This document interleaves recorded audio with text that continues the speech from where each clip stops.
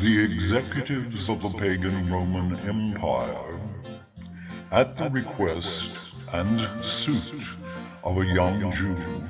who was a respected and recognized rabbi and lawyer, who would later be called the most renowned prophet of the Jews, commanded the executives of the pagan Roman synagogue to cease their usurpation of a prerogative of Caesar, the prerogative of levying a tax. They called the tax a tithe. The compulsory tithe had to be paid by every Jew who was not of the professional families of the pagan Roman synagogue,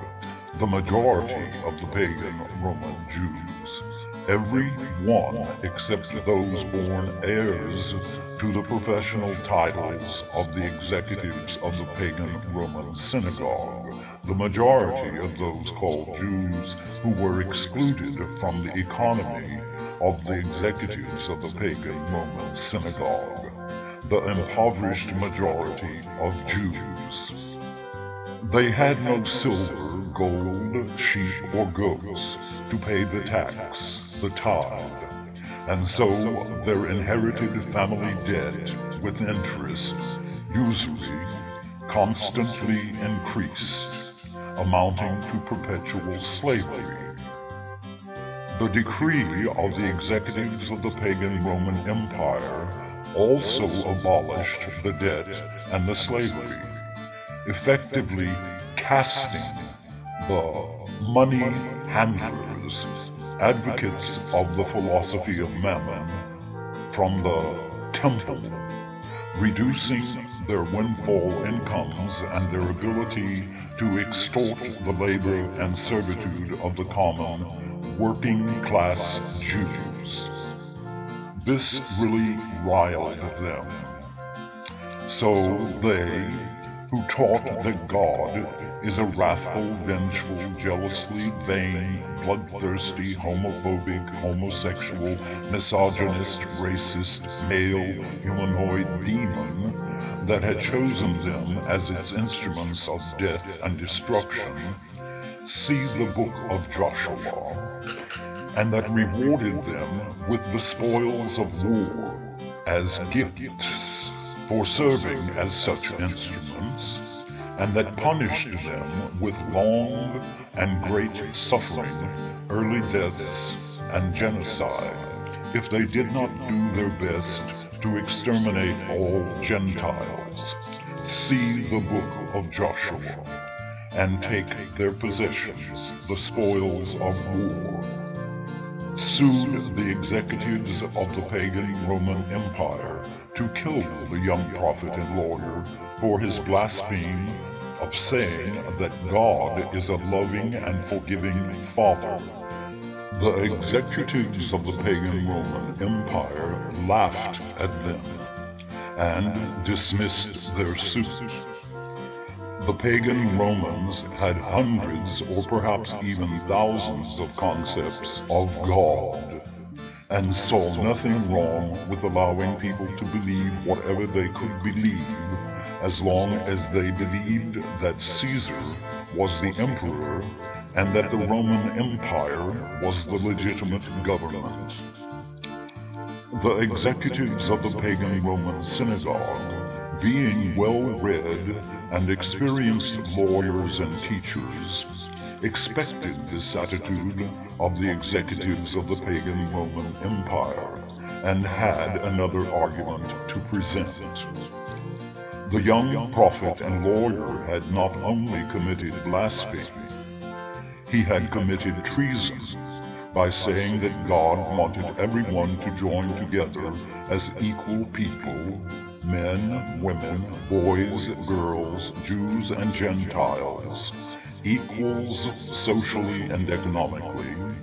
to achieve new government that would permit long life, peace, goodwill, and universal economy simply by honoring all human rights. They knew that this would alarm the executives of the pagan Roman Empire, and it did. So they had their agents and assigns to arrest the young prophet and lawyer, and allowed them to brutalize, bruise, and bloody him somewhat, as was the custom, then to nail him by his wrists and ankles to two crossed timbers. If you have been led to believe that the pagan Romans or the more primitive Jews were sweet darlings, you have been misled. They made sport and entertainment of the mutilation and killing of human beings. After they nailed him to the timbers, they embedded a crown of thorns in his scalp and raised him to hang in the air,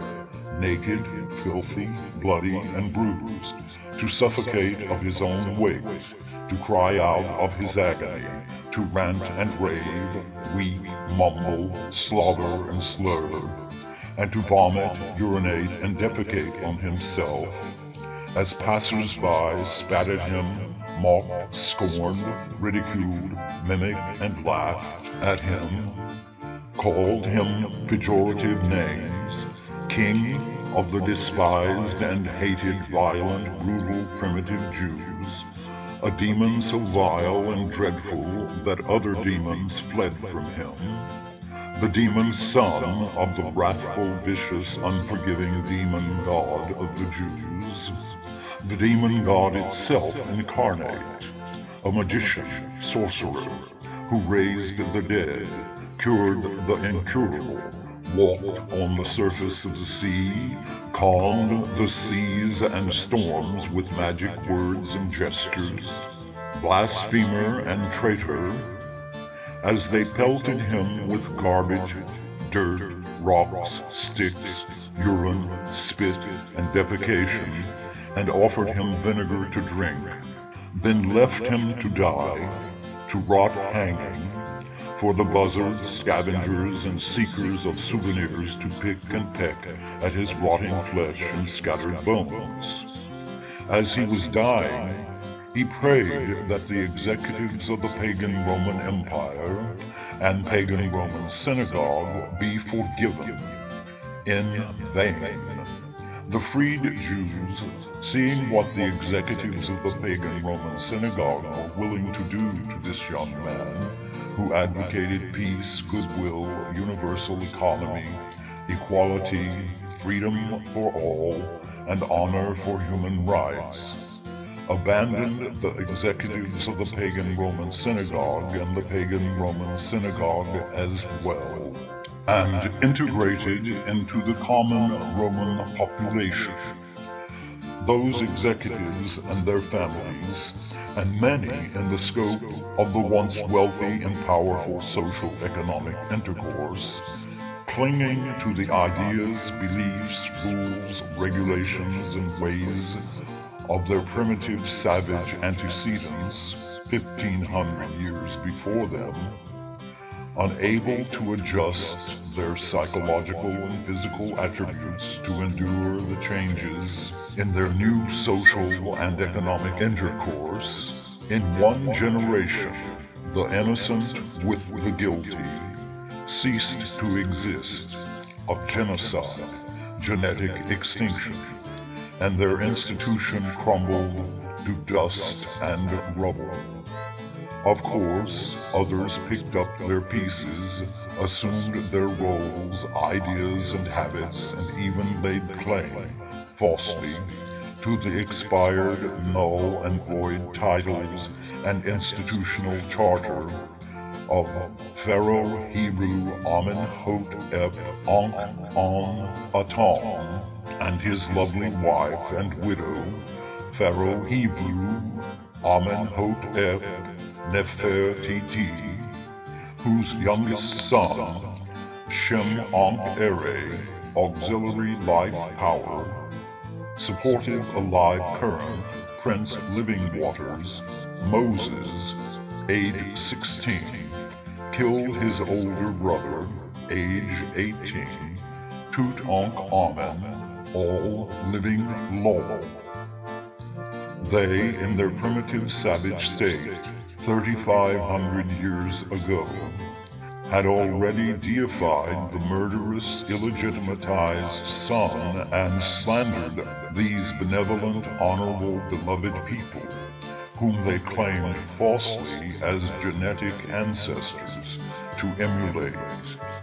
and whose values, perception of the universe, the natural law, this earth, biosphere, and human beings, they, along with those calling themselves Christians and Muslims, have yet to accomplish. But that's another story for another time.